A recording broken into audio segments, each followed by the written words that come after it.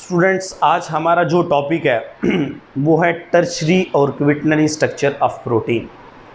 इससे पहले हमने प्राइमरी और सेकेंडरी स्ट्रक्चर को डिस्कस किया काफ़ी डिटेल से, और इसकी समझ आप लोगों को तब ही आएगी जब आप लोग को प्राइमरी और सेकेंडरी के बारे में पता होगा। और ये एक एमडी कैट के पॉइंट ऑफ व्यू से ये एक इम्पॉर्टेंट टॉपिक है, और बोर्ड के पॉइंट ऑफ व्यू से इसमें से शॉर्ट क्वेश्चन भी पूछे जा सकते हैं, लॉन्ग क्वेश्चन भी पूछा जाता है। अब देखें कि आज का जो हमारा टॉपिक है वो है टर्शरी और क्वाटरनरी स्ट्रक्चर ऑफ प्रोटीन, लेकिन इनको डिस्कस करने से पहले हम प्राइमरी को थोड़ा सा डिस्कस कर लेते हैं कि प्राइमरी के अंदर हमने क्या पढ़ा था और वो किस तरह एक चेन की फॉर्म में हम चल रहे हैं। मैं आप लोग को रिमाइंड करवा देता हूँ कि प्राइमरी स्ट्रक्चर के अंदर क्या था कि एक straight chain of amino acid थी, कि वो जो अमाइनो एसिड्स थे वो पेप्टाइड बॉन्ड के थ्रू मिले हुए थे और उन्होंने एक स्ट्रेट चेन बनाई हुई थी जिसको हम नाम देते हैं प्राइमरी स्ट्रक्चर ऑफ प्रोटीन। और ये जो बॉन्ड है इसके अंदर सिर्फ और सिर्फ एक ही बॉन्ड मौजूद होता है प्राइमरी स्ट्रक्चर के अंदर, जिसको हम नाम देते हैं पेप्टाइड बॉन्ड। ठीक है, जो दो अमाइनो एसिड्स के दरमियान होता है। ये भी हमने काफ़ी डिटेल से उधर डिस्कस किया हुआ है।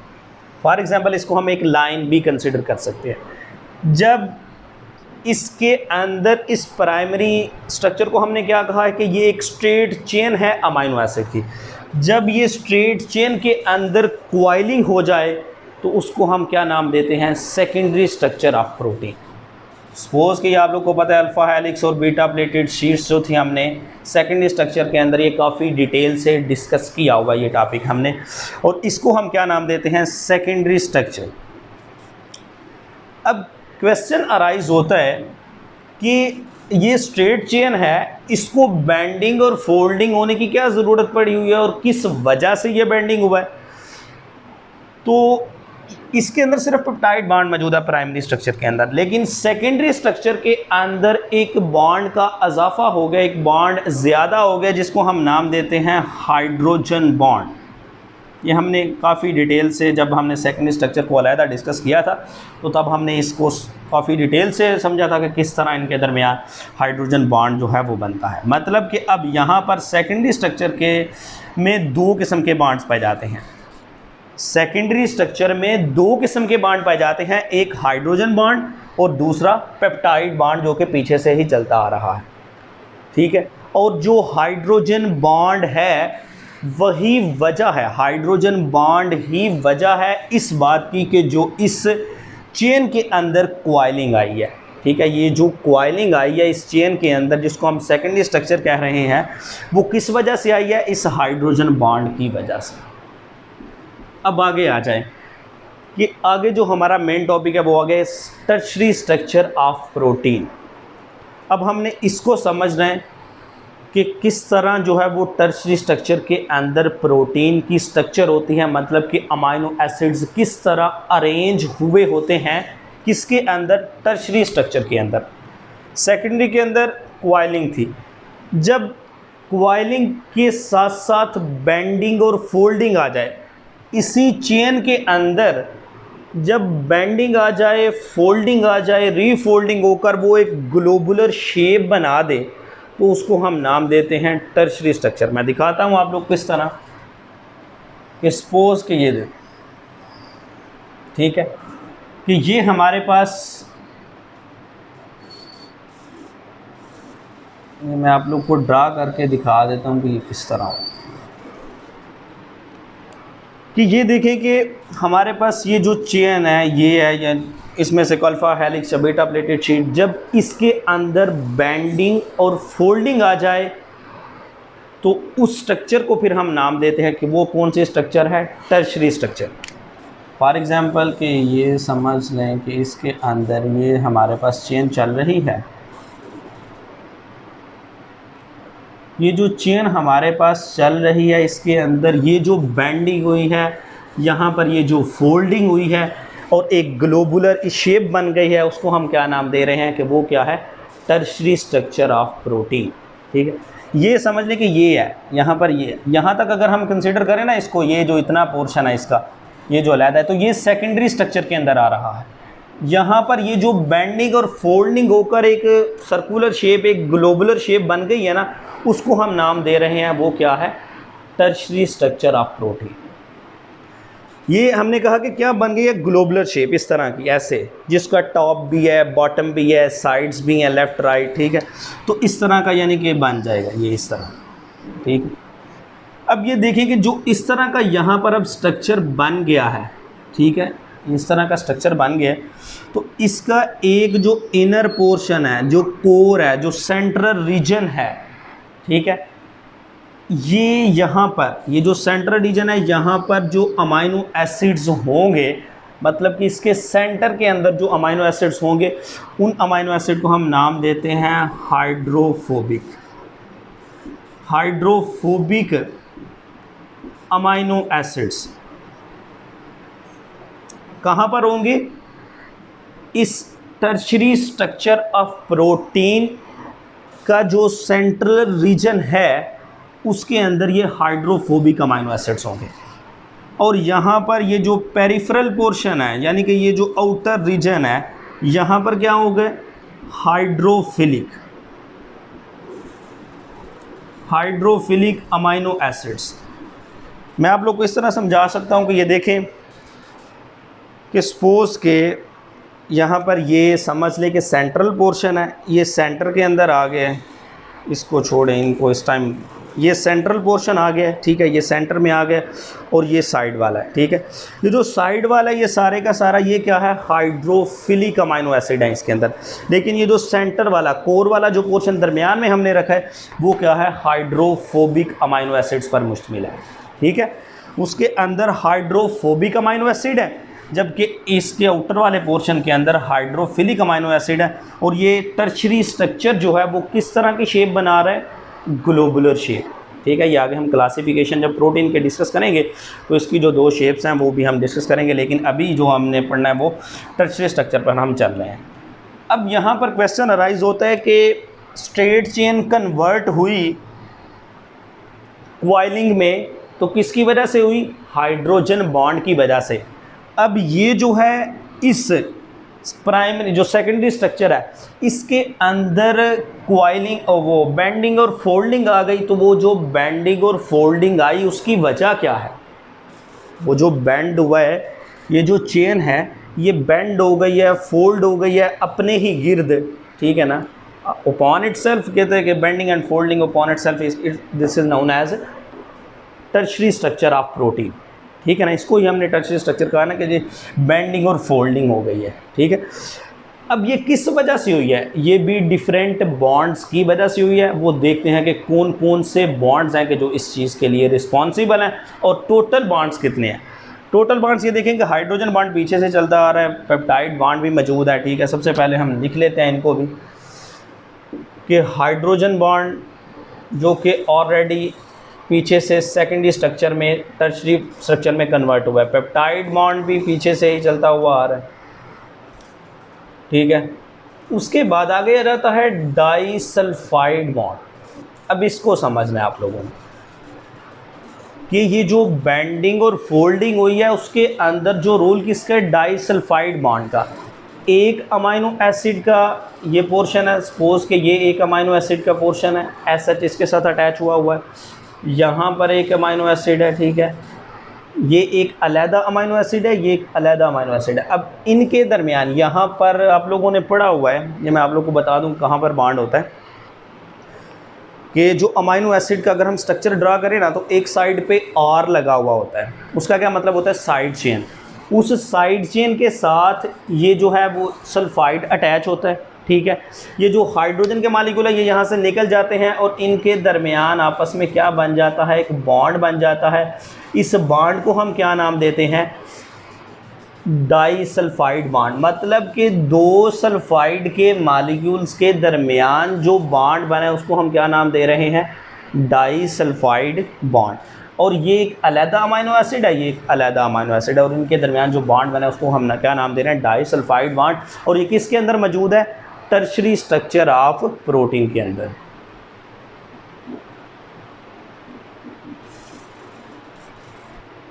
ठीक है, ये टर्शियरी स्ट्रक्चर है। अब देखें कि चौथे नंबर पर आ जाती है, इसके अंदर हाइड्रोफोबिक इंटरेक्शन भी होती है। हाइड्रोफोबिक इंटरएक्शन भी होती है। अब हमने इसको समझना है कि हाइड्रोफोबिक इंटरएक्शन क्या होती है। देखें कि कुछ ना अमाइनो एसिड्स के अंदर मिथाइल ग्रुप होते हैं, ठीक है ना।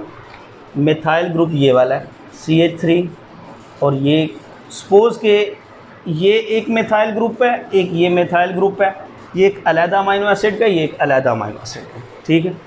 अब होता क्या है कि ये जो मिथाइल ग्रुप्स हैं ये वाटर के अंदर डिज़ोल्व नहीं होते, ठीक है, जिस वजह से, और ये हाइड्रोफोबिक होते हैं। वाटर क्या करता है, यह हर तरफ से वाटर इनको पुल करता है, तो ये क्या करते हैं फिर एक दूसरे के बड़े क्लोज आ जाते हैं, ठीक है। वाटर की पुलिंग फोर्स की वजह से वाटर जब इनको, यानी कि ये वाटर से दूर भागते हैं, तो क्या होता है कि इनकी वजह से आपस में इंटरेक्शन क्रिएट हो जाती है। हाइड्रो का क्या मतलब होता है, वाटर। फोबिक का मतलब होता है फियर, मतलब कि पानी से डरने वाले। उस वजह से क्या होगी, इंटरेक्शन। यानी कि इस स्टेटमेंट के अंदर ही, इन वर्ड्स के अंदर ही इसका आंसर है कि पानी के जो पानी है वो डरता है, वो पानी की वजह से ये जो मिथाइल के मॉलिक्यूल्स हैं ये अब एक दूसरे के नज़दीक आ जाते हैं, और उनके नज़दीक आ जाने की वजह से क्या होता है, उनके दरमियान एक इंटरेक्शन बन जाती है। उस इंटरेक्शन को हम क्या नाम दे रहे हैं, हाइड्रोफोबिक इंटरेक्शन, ठीक है। उसको हम क्या नाम देते हैं, हाइड्रोफोबिक इंटरेक्शन। इसको आपने कभी भी बॉन्ड नहीं समझना, ये सिर्फ और सिर्फ इंटरेक्शन है, ये बॉन्ड नहीं है। उसके बाद पांचवी जो चीज़ है रिस्पॉन्सिबल इसके लिए, वो है आयोनिक बॉन्ड, कि एक अमाइनो एसिड का दूसरे अमाइनो एसिड के साथ आयोनिक बॉन्ड भी बन जाता है, क्योंकि जो डिफरेंट अमाइनो एसिड जो है ना, वो आयंस को, यानी कि इलेक्ट्रॉन्स को गेन भी करते हैं, डोनेट भी करते हैं, तो इस वजह से उनके ऊपर चार्ज आ जाता है, पॉजिटिव और नेगेटिव। फॉर एग्जांपल एक अमाइनो एसिड पर पॉजिटिव आ गया, दूसरे पर नेगेटिव आ गया, तो उनके दरमियान जो बॉन्ड बनेगा उस बॉन्ड को हम क्या नाम देते हैं, आयोनिक बॉन्ड। तो ये भी अमाइनो एसिड की जो प्राइमरी जो प्रोटीन का जो टर्शरी स्ट्रक्चर है ना, उसके अंदर आयोनिक बॉन्ड भी मौजूद होता है। उसके बाद छठे नंबर पर आ जाती हैं वैन डर वाल फोर्सेस।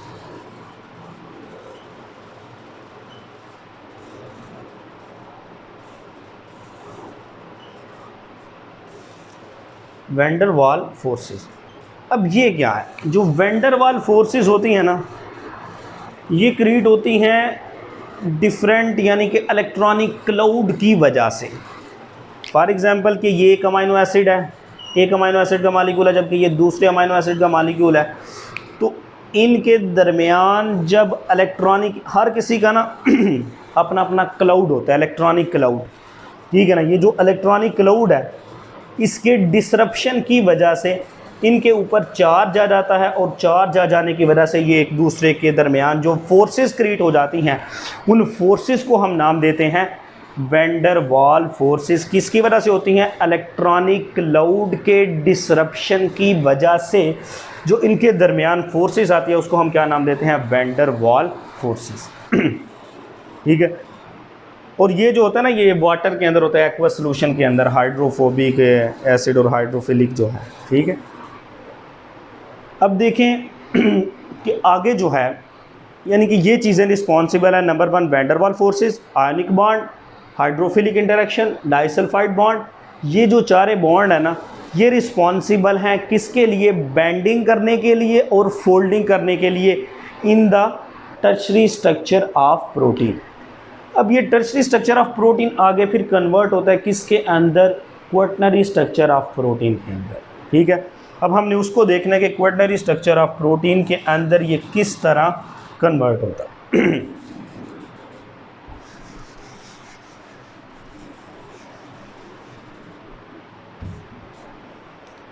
कि ये जो टर्शरी स्ट्रक्चर है ये क्या है, और आगे इसकी जो एग्जांपल है टर्शरी स्ट्रक्चर की, एग्जांपल है मायोग्लोबिन।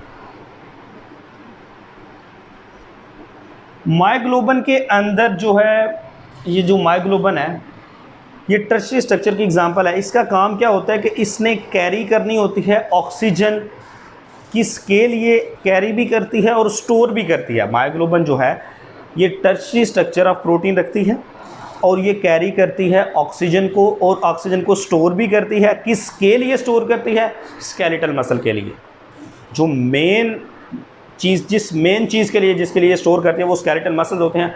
स्मूथ मसल भी हो सकते हैं, लेकिन जो मेजर है वो क्या है? स्केलेटल मसल्स के लिए मायोग्लोबिन जो है वो स्टोर करती है और कैरी करती है ऑक्सीजन को। अब आगे रहता है क्वाटर्नरी स्ट्रक्चर ऑफ प्रोटीन। जब ये बेंडिंग और फोल्डिंग वाले जो यूनिट्स हैं, समझ लें कि ये एक यूनिट है, सपोज कि ये एक यूनिट है। जिस तरह यूनिट से मुराद ये है कि जिस तरह आप लोगों ने देखा कि ईंटें मिलकर क्या करते हैं? एक दीवार बनाती है, दीवारें मिलकर एक कमरे मिलकर कहते हैं कि एक क्या बना देती है? एक बिल्डिंग बना देती।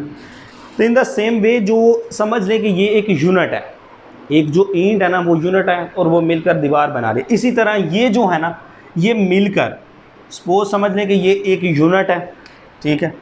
सपोज मैं आप लोग को ये समझाता हूँ, ये एक यूनिट है, ठीक है, ये एक यूनिट है, ये एक यूनिट है, ये एक यूनिट है, ठीक है।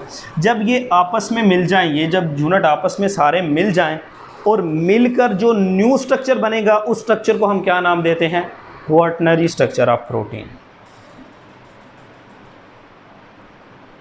ये क्या है? क्वाटर्नरी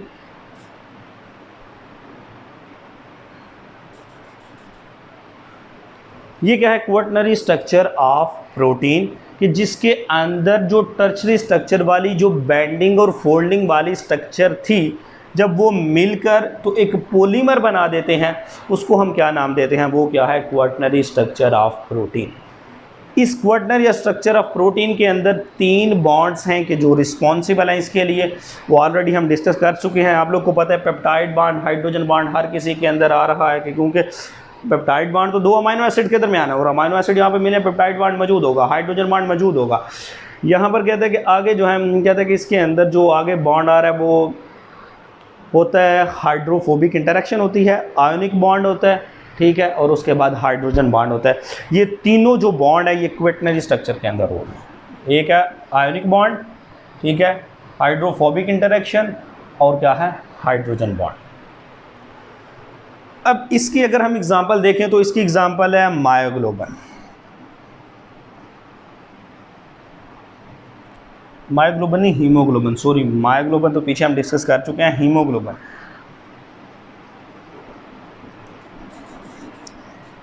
हीमोग्लोबिन क्वाटर्नरी स्ट्रक्चर की एग्जांपल है। इसके अंदर क्या है कि ये भी कैरी करती है, ठीक है, ऑक्सीजन को, ठीक है, और रेड ब्लड सेल्स के लिए, और स्टोर करती है। और इसके स्ट्रक्चर को हमने प्राइमरी स्ट्रक्चर ऑफ प्रोटीन जब हमने पढ़ा तो उसके अंदर भी हमने डिस्कस किया था। तो हमने कहा कि इसके अंदर टोटल जो है वो 574 अमाइनो एसिड्स होते हैं, और वो जो 574 अमाइनो एसिड्स हैं वो 2 यानी कि 4 चेन्स पर मुश्तमिल है। 2 अल्फ़ा होती हैं, 2 अल्फ़ा चेन्स होती हैं और 2 ही बीटा चेन्स होती हैं। अल्फ़ा चेन्स के अंदर 141 अमाइनो एसिड है, ठीक है, 141 मतलब कि 2 हैं, तो इसको मल्टीप्लाई बाई 2 करें तो देखें कितना आता है। उसके बाद 146 है, तो इसको भी मल्टीप्लाई बाई 2 करें तो देखें कितना आता है। मतलब कि ये 2 चेन्स है ना बीटा, तो इसलिए हम इसको, एक चेन के अंदर 146 अमाइनो एसिड है, एक चेन के अंदर, एक अल्फ़ा चेन के अंदर 141 अमाइनो एसिड है। 141 को 2 से मल्टीप्लाई करें, 146 को 2 से मल्टीप्लाई करें, तो हमारे पास जो आंसर आएगा वो 574 अमाइनो एसिड्स हैं। अब ये जो 574 अमाइनो एसिड्स हैं, 2 अल्फ़ा 2 बीटा चेन की फॉर्म में ये मिलकर क्वाटर्नरी स्ट्रक्चर ऑफ प्रोटीन बनाते हैं। सपोज मैं आप लोग को यहाँ पर समझाता हूँ।